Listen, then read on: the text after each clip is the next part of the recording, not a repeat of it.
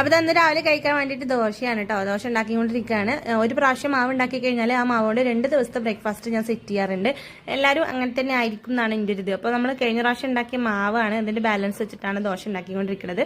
സയാന് ദോശയൊന്നും വേണ്ട എന്നൊക്കെ പറഞ്ഞിരിക്കുന്നുണ്ട് കേട്ടോ. അങ്ങനെ അവന് ബേക്കറി കഴിക്കാനുള്ള തീരുമാനത്തിലാണ്. അപ്പോൾ ചായയും ബേക്കറിയും ഒക്കെ കഴിച്ചുകൊണ്ടിരിക്കുന്നുണ്ട്.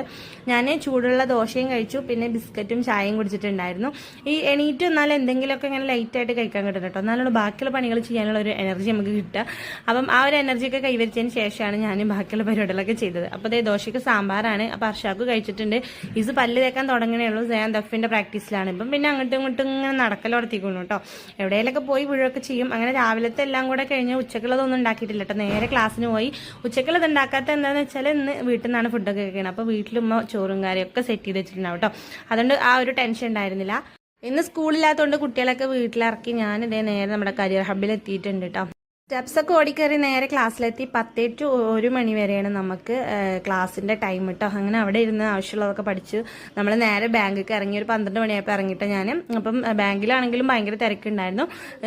ഇവിടുത്തെ അക്കൗണ്ട് ഒന്ന് ആക്റ്റീവ് ആക്കാനുള്ള ഫോമൊക്കെ റെഡിയാക്കാൻ വേണ്ടി വന്നതാണ് കേട്ടോ. കുറേ നേരം അവിടെ നിന്നിട്ട് വിശന്നിട്ട് എനിക്ക് ആകെ ഈറൊക്കെ വരലെടുത്തി. 1:30 ആയിട്ടോ ഞാൻ അവിടെ നിന്ന് ഇറങ്ങിയപ്പോഴത്തേക്കിനും.